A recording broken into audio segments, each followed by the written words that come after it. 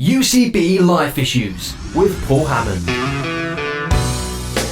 And as always, a very warm welcome to this week's Life Issues. Now, how do you restore a marriage? There are some regular suggestions, of course, as to how we might approach that, talking things through, maybe some counselling, maybe even taking some time apart. What you don't often see is the suggestion of a 320-mile backpacking pilgrimage across France as a route back to happiness. I mean, life's hard enough when your marriage is in tatters without adding blisters into the mix, isn't it? But if you believe in marriage, believe in trying to fix something, not abandon it simply because it's broken, and believe in God's calling on your lives as a couple, maybe finding the route of pilgrimage isn't so strange.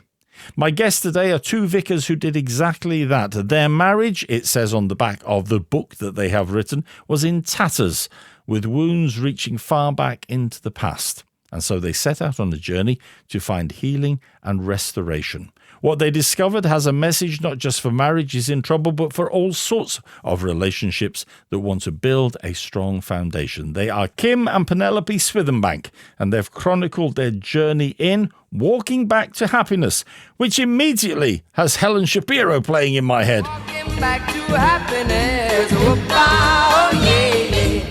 Said goodbye to loneliness, oh yeah. I never knew I miss you, now I know I suspect, however, that many of those days weren't as perky as the song might suggest. Kim and Penelope, welcome to Life Issues. Thank you, it's good to be here. Thank you. When I use the word pilgrimage there, is that a fair description of what you guys went on? I think it is in some respects because we have led several pilgrimages together in the sense of taking other people on a long walk in order to find time with God. And for us, it was a pilgrimage in the sense of, yes, we were wanting to spend time with each other, but also time with God. And another way of looking at a pilgrimage is having time out from the stresses of everyday life. And that was certainly something that we were needing, time away from the stresses of everyday life. So the idea of a long walk then, Kim, wasn't unfamiliar. It sat within your wheelhouse, sat on your horizon. Yes, we've done a number of walks, and walking together has always been, certainly in the last 20 years, probably, something we've done quite a lot of in Italy, in France, and in this country, particularly in Cornwall. But ever since Penelope read a book about this walk across France about 30 years ago, I knew that she wanted to do the walk from the Mediterranean to the Atlantic. And so when we wanted to rebuild, that seemed a good thing for me to organize as a kind of, gesture, but much more than a gesture on my behalf, that, I wanted to do something positive and real to help. Because there was a real sense of an element of commitment in just deciding to do this, wasn't there? Because if you're going to walk 320 miles, how long did it take you to walk that distance? It was, I think, 23 days actual walking, and we had 3 rest days. It might have been 24. But I planned the whole route before we left, and I actually booked all of the accommodation on Airbnb and Booking.com before we left as well. Only had to change one night when we discovered that Airbnb had put our place in the wrong city, and it was actually 5 miles away from where we wanted to be, which is fine if you're in a car, but not so good when you're walking. Especially if you've been walking all day. But let me just pick up on that thought, though, then, because you've got 20-odd days, all these different places where you're going to stay, all the hours you're going to spend walking together. I mean, there had to be in that an attempt that we are going to fix what is going on here, that we are going to actually improve what is going on here. That had to be on the horizon. I mean, was that the destination that was clear right at the beginning, that we will get to the end of this and it will be better, Penelope? I think because we had done quite a number of long walks together in previous years, and we knew how much we enjoyed doing that together. So there was that element. We love walking together. It's always a good thing. We've done it before and it's been good.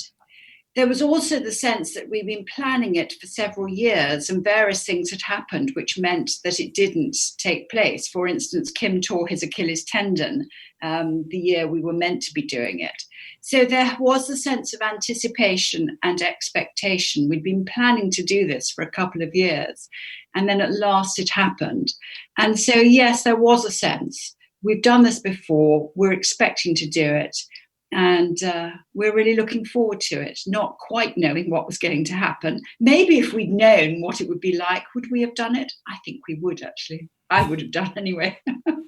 It was worth it in spite of the blisters. Can we talk about the route for a second then? Because, as you say, Atlantic to Mediterranean, or was it the other way around? Mediterranean to Atlantic. Okay. So you started in... We started in Porte-Ragna-Plage, which is near Béziers. So we flew into Béziers, which is about the smallest airport you've ever flown into in your life. It only has one half-size carousel for luggage. But fortunately, our backpacks came through, all wrapped in plastic. And then we took a taxi down to Porte-Ragna-Plage. And then we walked across through the foothills of the Pyrenees, through the Gers country, to Cap Breton, which is north of, south of Bordeaux and north of Biarritz. So if people are trying to place you on a map, we're talking about that sort of bottom south... Bottom left-hand corner. Yeah, southwest corner of France, just north of the Spanish border. It's not the flattest bit of France, that is it? No, and the shortest route probably would have been steeper, but we broadly followed the route that the book Penelope had read, which was actually also a couple trying to restore their marriage. And it was the story of an Englishman and a French lady who were married, and they walked across France in order to be together and spend time together and get away from the busyness of life. They do say that every journey starts with the first step, and I love the fact that in your book, and we should mention, it's published by Sarah Grace Publishing, and it's called Walking Back to Happiness by Penelope Swithenbank, and Kim's putting his 2 pence in there as well. But we should. There's a chapter in the book where you talk about finding Yorkshire in France. Is that actually something that's possible to do, Penelope? It was hilarious because we were not expecting to see any English people, really. It's not a particularly tourist area, especially after the first week. Once we were past Carcassonne, we were not in particularly touristy areas. So we were not expecting to see English people on our route. And then to discover that there were a number of English people living there. And I think... well, certainly over 90% of them, if not all of them, happened to have come from Yorkshire. And that was extraordinary. And then, there was one night where we turned up for our B&B. And of course, it had all been booked online, so we'd no idea who the people were. And they were a lovely young couple who had originated from Shipley in Yorkshire, which is where we spent the first year of married life. So that was an extraordinary thing. We were expecting French people. They opened the door and we said bonjour in our best French, and they replied in Yorkshire. And then another morning we called into the local cafe in the little village where we had been staying in order to get some coffee for breakfast, and we ordered in our best French. And then as the young man turned to make our coffee, I noticed the box of Yorkshire tea bags on the shelf. So I said to Kim, oh gosh, they've got Yorkshire tea here. And the young man turned around and sure enough, he was from Yorkshire originally. Now you see, a nice cup of tea first thing in the morning when you're heading out. That's exactly what you need. Now they do say that every journey starts with a first step. I mean, so we mentioned, and you say it clearly, you talk about it clearly in the book, the pair of you in church service, you're both ordained, it would be fair to describe you as vicars in the Church of England. You have different roles and so on. But what had happened to your marriage to bring you to this point where, I mean, those are strong words that you use, Penelope, on the back of the book, where you talk about them as being your marriage in tatters. I think it was the stress and the strain of the life we were living. And everybody has stresses, no matter what job you're in, there are incredible stresses.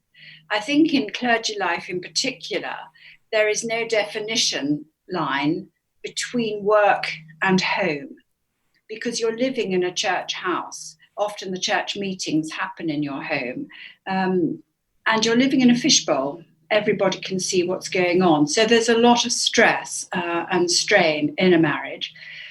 And I think for vicars, perhaps as people in other lives as well, but for us particularly, it's very easy to be working every hour of every day and not to take the time out and the time off that you need.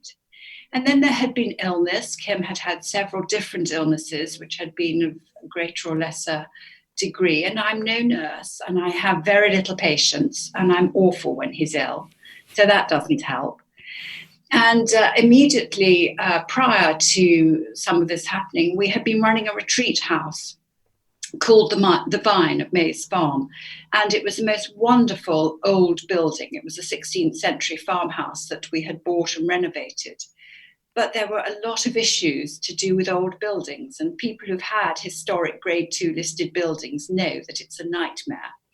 And the conservation officer in the area where we were living was not kindly disposed to Christians, shall we say. She didn't think we should be having Christian things going on in this house. And quite frankly, she made our lives hell. And Kim was the one who had to deal with most of that. And it was awful. We were even taken to court over it. And we tried very hard, from our point of view, we thought we tried very hard to fulfill the obligations. But the stress that was poured on us by what we had to do and the money that it cost was really the final straw that broke the camel's back. Before that, when we came back from America and were in London for 5 years, that was my last major post in church leadership. And it was a very, very difficult time for all sorts of complicated reasons, which it's not appropriate to go into. But that led me, if not to the edge of breakdown. And that was very tough on both of us, because I'd always been the strong coper and I wasn't coping. And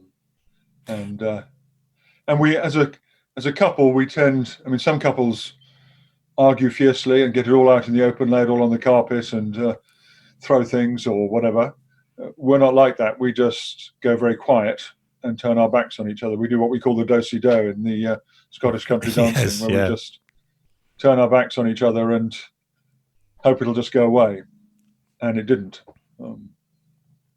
And I think one of the important things, Kim, in the both of you being willing to be honest about the fact that you got to the point, and we'll talk about what the journey brought in a moment, but you got to the point where you wanted to start a journey of restoration. The important thing of recognizing where you got to is that can happen to anybody. I mean, the two of you, good Christian leaders, serving God faithfully, following the calling that was on your life, and yet none of us are exempt from these sorts of pressures. We have to guard against them, don't we, Kim? Oh, absolutely. I don't think anyone's exempt from these pressures. And I think there are peculiarities to the pressures on Christian leaders. They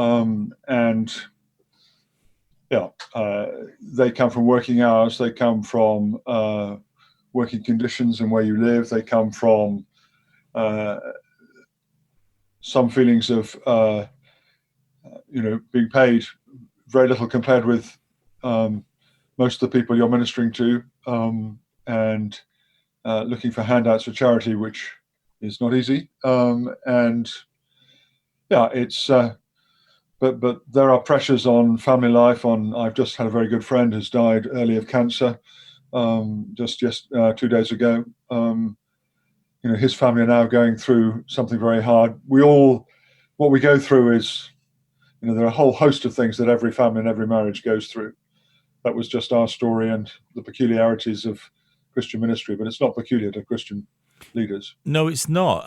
But therein lies the point, doesn't it, Penelope? Because very often in church life, in Christian community life, people imagine that their church leaders don't face those sorts of pressures. And now, the moment you take a step back and look at it with a logical, considered reflection, you say, of course they do. And everybody goes, of course that's true.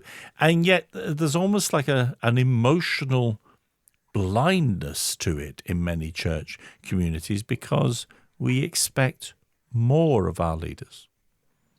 I think sometimes there is a danger that people can put Christian leaders on a pedestal and expect them to be the perfect couple or the perfect family and living the perfect life. The corollary of that, of course, is that sometimes they think, well, we pay the church the money that pays you, and therefore you should do exactly what we tell you to do. So there's two sides of the coin there. But yes, sometimes they can put Christian leaders on a pedestal. And in a way, that's a privilege. We're leading people. We're trying to help people. We're trying to help people draw closer to God and to show God's love to the people we're ministering to. But, it works the other way around as well. We don't understand, perhaps as Christian leaders, what our members of our congregation are going through and what their everyday lives look like. So I remember on one occasion when I was a member of the clergy of the staff of a big church in DC, near Washington, DC. And one of the members of my congregation was one of the research scientists researching into SARS virus. And I had no idea what her everyday life looked like. So she actually took me to work with her for a day. And I went and experienced what it was like to be a research scientist for the day and the pressure she was under and the people she was working with and where they were coming from in their everyday philosophy of life. So sometimes there is that lack of understanding in both directions. Maybe church leaders don't fully understand what their church family go through every day. Maybe the church family don't fully understand what it's like to be in a clergy household. And somehow we need to break those barriers down and say, you know what? We're all Christians. We're all human. We all want to be the best for God, but there are things that make that difficult. And how can we help each other? I know what we should do. We should all go for a walk together and talk things through. Now, you set off on this journey, as we said, going from the Mediterranean to the Atlantic across that sort of bottom corner of France, and a lot of preparation involved and a lot of organising. But you were doing it specifically with am I right? Were you doing it with a specific focus of recognising the problems that you had in your marriage and wanting to put that right? If so, did you have to work out the ground rules before you went? Yeah, I don't think we did. It's not really how our marriage has ever operated. I'm, for those who know, Myers-Briggs in ENFP, which means I don't organise anything really. I have to have people around me who organise things, except when it comes to a project like this where I organise the whole thing. But I don't think through how that's going to work. I know that when we walk, we talk, and then we are quiet for a while. If you're walking for 6-8 hours a day together, you don't talk all the time. And so you flit in and out of conversations. And if it gets a bit too uncomfortable, you can stop for a bit and then you can start again later. And so I don't think there was clear intent that this was rebuilding into our marriage, but there was no game plan. Let's have half an hour each day to talk about this, or let's raise this topic today or that topic tomorrow. Some people could do that. And there would be nothing wrong with doing that. It's just not the way we operate. We just did it a day at a time and took it a day at a time. And some days we had deep and meaningful conversations, and other days we just enjoyed the countryside and walked and potted and enjoyed each other. Was that an important element of it then, Penelope, to actually, I mean, some would say let it be organic, let it grow. Others might say to let the Spirit guide you in what you actually needed to address, but to actually give space for it rather than for it all needed to be addressed in the first 100 miles. Otherwise, we can't cope. Which would be a temptation, I imagine. I think it would be for some people. As Kim says, that's not how we happen to work. But I can imagine that for some people, it would be good to know we are going to talk about this issue and that issue and the other issue at some point during whatever it is you're doing. It's just not the way we work. What we did do was to start each day by praying together. So once we had actually left whichever B&B we were staying in that night, taken the first few steps away from the house, then we would stop. There we are, standing in the middle of the path with our backpacks on, and we would stop and hold hands and pray. And I think that then set the scene and set the atmosphere, as it were, for the day. We'd started by praying and committing the walk and how we would be for that day to the Lord, and asked him to help us as we walked, and for help physically as well as spiritually and emotionally. So it was a total commitment to the Lord at the beginning of each day. And that, I think, for us was how we set the scene and how we then went through the rest of the day. And including that spiritual element in the work of rebuilding, Kim, because a lot of people will talk in terms of emotional element, they'll talk in terms of physicality, they'll talk in terms of feelings and of history and of carrying hurts and so on. But to recognize God's place in rebuilding seems to be a lesson that you both took strongly out of that time. Yes, I think that's fair. Again, we actually hadn't planned that. We got to the steps above the beach on the Mediterranean on day one. And it just suddenly occurred to me that we ought to start like that. So I took Penelope's hands and said, I'd like to pray. And so we did. And then that just became our pattern. But again, being us, that wasn't planned or rehearsed, or it just seemed a natural and right thing to do. And I think it did, just as Penelope says, it set a tone for the day and enable us to sort of flit in and out of different kinds of conversations without feeling any pressure. I don't think either of us felt any pressure that today we have to talk about this or it's never going to happen, because you've got nearly a month. So you've got plenty of time. You're not getting away from this anytime soon, because we've got to walk this whole journey. At the same time, I mean, one of the things that often is addressed and recognized within the context of restoring a marriage or restoring any relationship is the importance of forgiveness. One of the things that's often recognized within the context of pilgrimage is the importance of fasting. And I'm fascinated by how you stitched those two things together, Penelope, so that your fasting was specifically tied to the difficult topics that you were having to address. Yes, I'm not quite sure where that little phrase came from originally. I had been away on retreat. I went to a little convent in the Wye Valley for a few days. And it was Lent, so people were talking, or we were thinking about fasting and time of penitence and so on. So I suppose the word fast was perhaps in my mind. There was one particular day in the chapel service where the reading from the Old Testament talked about recriminations. And this little phrase came into my mind that I was to fast from recrimination, and I then was to feast on forgiveness. And it became a little phrase that really meant a lot to me over the next few weeks. That was February, and we were going on the walk in June. And so over those few months, that was very much what I felt the Lord had put in my mind for me to do, to fast from the recriminations and to feast on forgiveness. Because I think for me, and perhaps other people would recognize this too, it's much easier to concentrate on the negatives. You always do this. You never do that. He always, and you get into that mental phrase of mind, and it's all the negatives that come up. And then that's a downward spiral. That's all. It becomes quite combative, doesn't it? Called combative. The argument is always just simmering under the surface. Yes.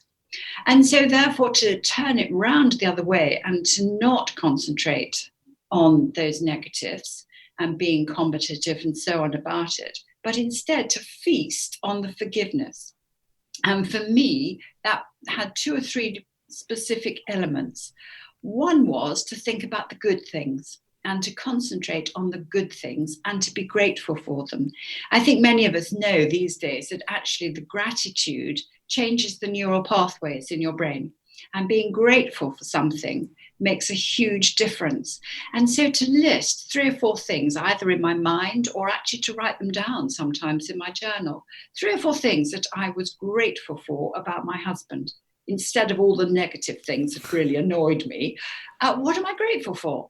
And it could be small things. And he often brings me a cup of coffee in bed in the morning. Well, I'm grateful for that. I don't tell him often enough. I should do, but it's just a little thing to be grateful for. Just little things. It doesn't have to be huge things. 3 or 4 things for which I'm grateful. So that makes a big difference, I think. That for me was important. And the other thing that was also specifically important was to ask God to love through me. I'm not very good at forgiving. I'm not very good at forgetting. I'm not very good at forgiving. And it takes a huge effort. But actually to open myself up and ask God to forgive through me, and to ask God to love through me. I think it was Amy Carmichael, the missionary in India in the last century, wrote a poem about love through me, love of God. And every verse starts with that line. And that to me is something I have to pray regularly. Love through me, love of God. I can't do it, but you can do it through me. I noticed, Kim, that while many of us would think that walking through the south of France would be a day of balmy sunlit days and insects quietly along the hedgerows and just the beautiful food and beautiful views and so on, there were more than a few days where the weather and the terrain made it all a bit of a slog. I wonder if you also found at times the idea of working through what you were working through, was that a bit of a slog at times as well? No, I don't think that side was a bit of a slog. I think the walk was at times much more than we thought it was going to be. We assumed we were going to the good weather. It was the summer in this country when everything turned brown and all the ground turned to concrete. Yes. But not in the south of France. 2 weeks before we were there had been massive floods. And we still had the aftermath of ongoing rain and quite a lot of, I didn't know the French word for mud before we went, but I learnt it. It's boue, B-O-U-E. And there was beaucoup de boue in France as we travelled. And I think actually, in some ways, the fact that it was more difficult at times than we thought was actually a positive rather than a negative.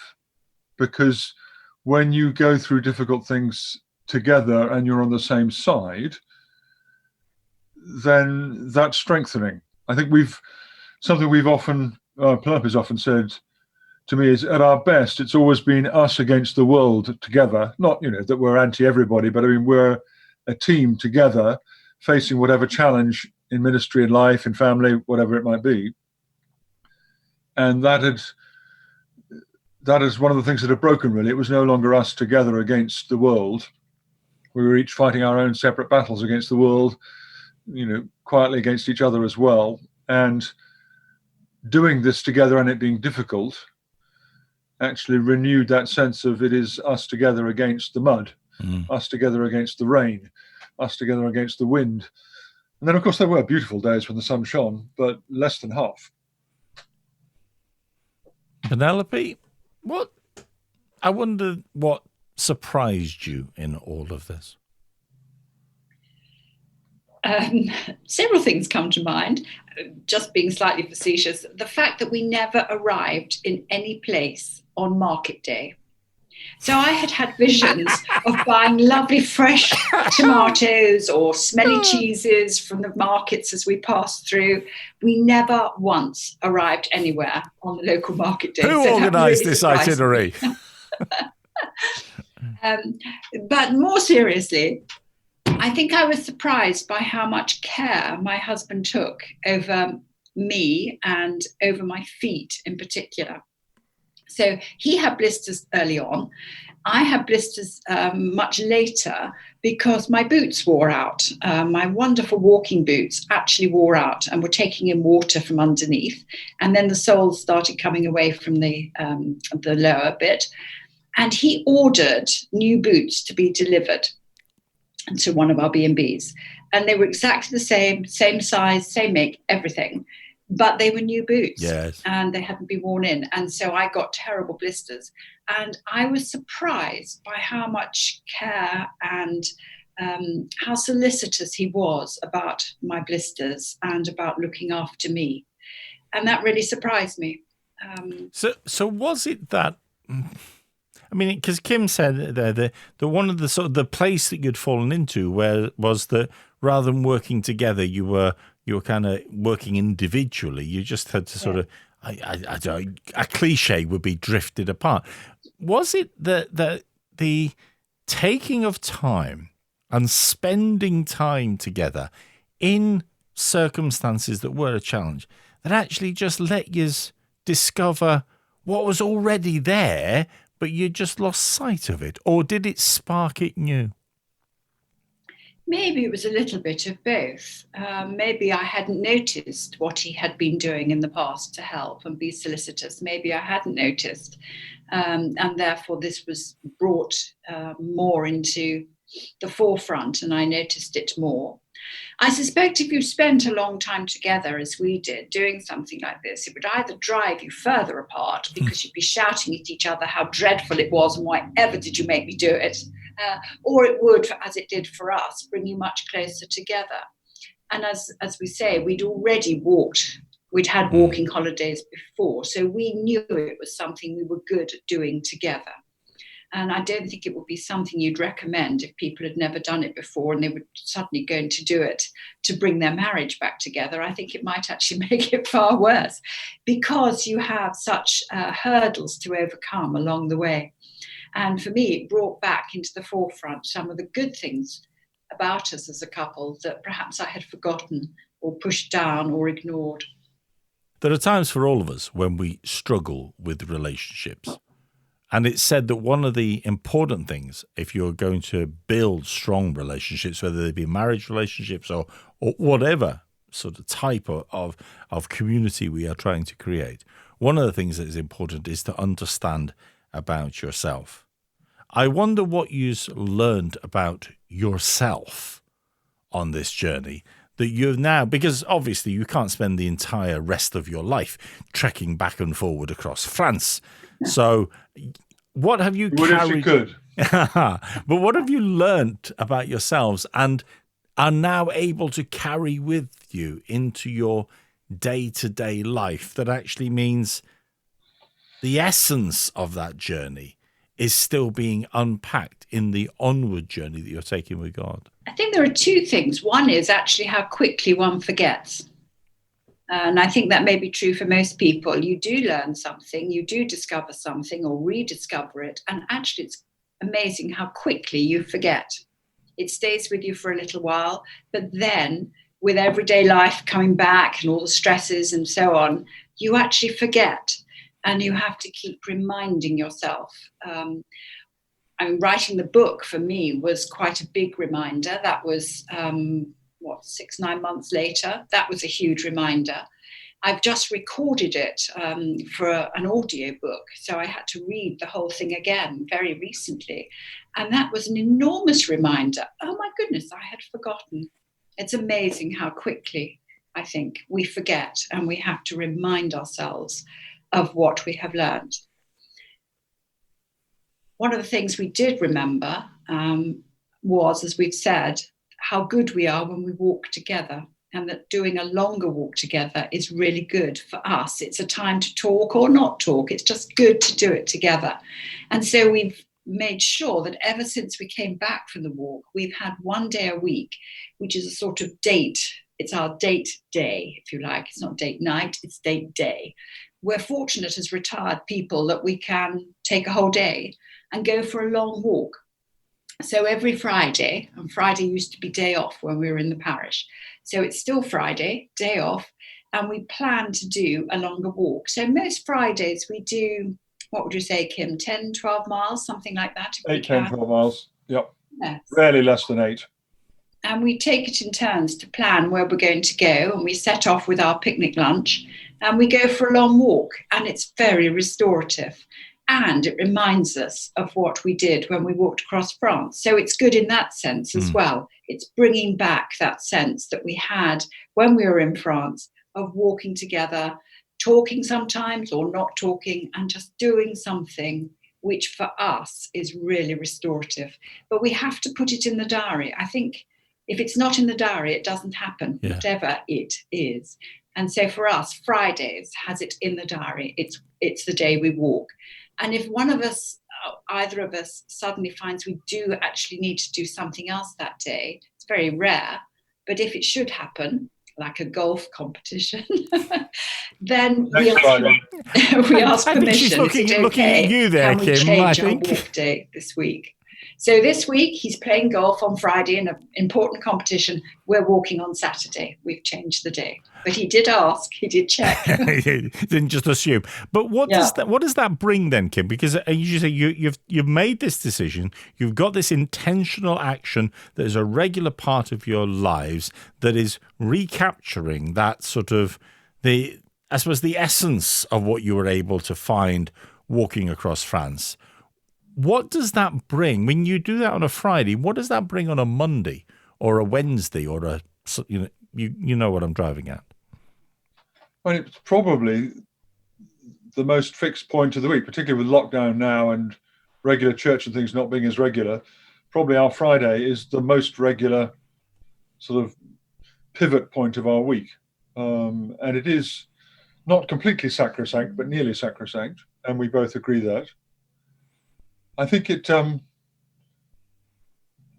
like pressing a reset button, I suppose, on your computer or something on your stopwatch, or it just, we start a new week and we're starting it on Friday, and this is what happens. I think for me, and this is true for most blokes, I think,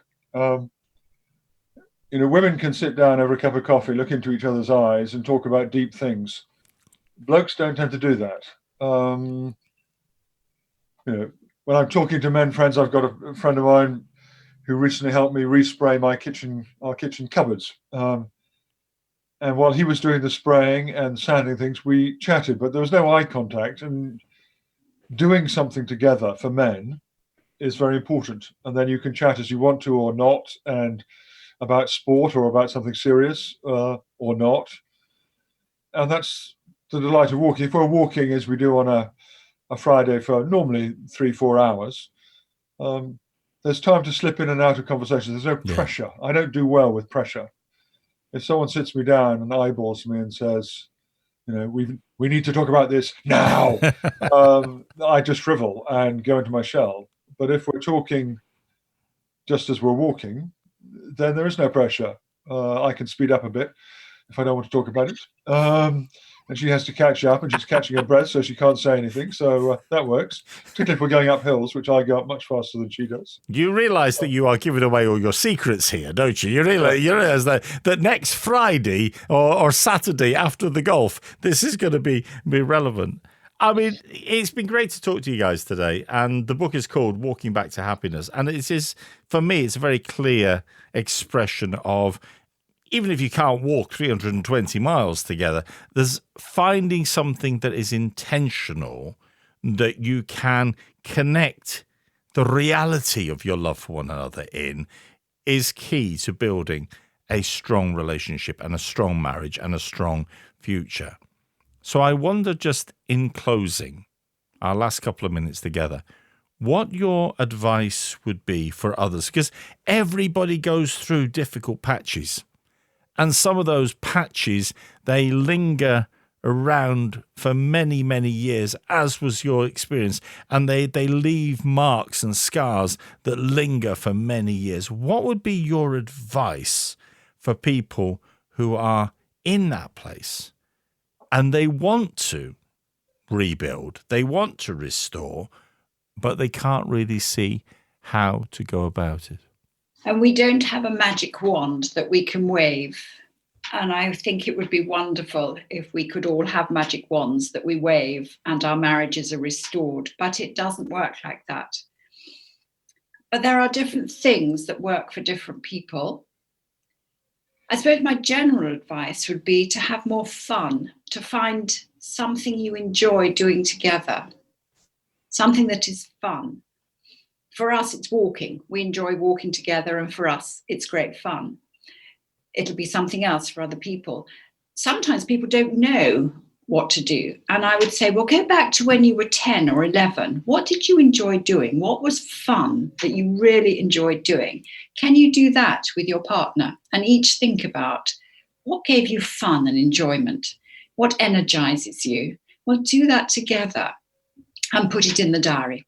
Because if it's not in the diary, it gets pushed aside and it doesn't happen. So put it in the diary. I know that's very prescriptive, and we're not all very prescriptive. And generally speaking, Kim's not. But this is in his diary and it works, and we do it. Mm. So do something that you both enjoy, you can enjoy together, have some fun together, and think outside the box to do it. Because when could you do it? When we were in ministry, Friday was our day off.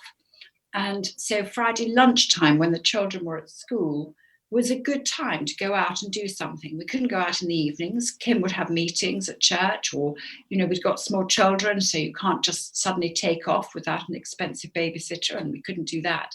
So think outside the box. We could have a Friday lunchtime together, and that was a good time, maybe to go out for a walk, or maybe go to bed. Why not?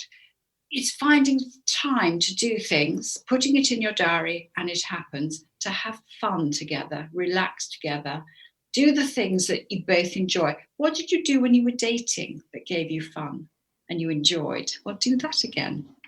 Intentionality, making a commitment to it, and finding that which you can enjoy together.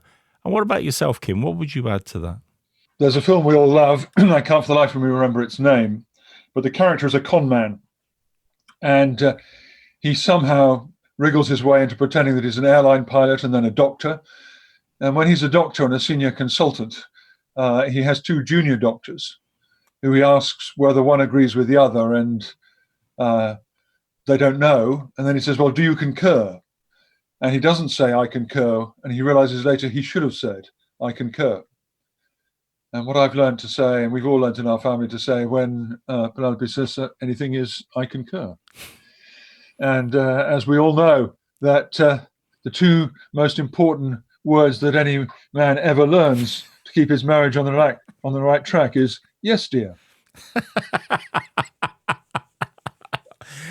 Humour is obviously an important part of this as well. The book that Kim and Penelope have chronicled their experiences in, that Penelope has written, is called Walking Back to Happiness. It's published by Sarah Grace Publishing.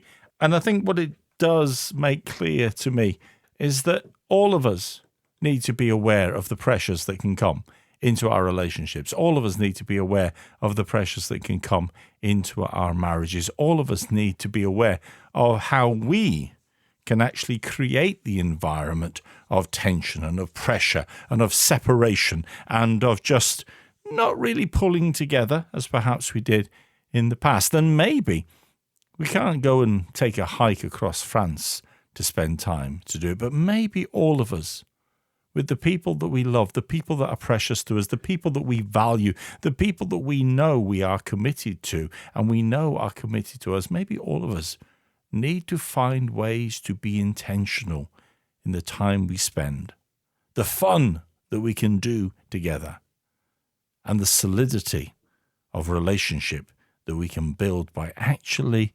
acknowledging what that person brings to our lives, and fasting from recrimination, and feasting on forgiveness where necessary, and appreciating and valuing that which they do in us. It's a tremendous book, an easy read, and it is a pilgrimage with a difference. Walking Back to Happiness by Penelope Swithenbank, telling her story of her walk with her husband Kim across the south of France, is published by Sarah Grace Publishing. You've been listening to UCB Life Issues. I'm Paul Hammond. Join me next week for another one. And remember, you can find this one as a podcast wherever you download yours or on the UCB Player app. Good night.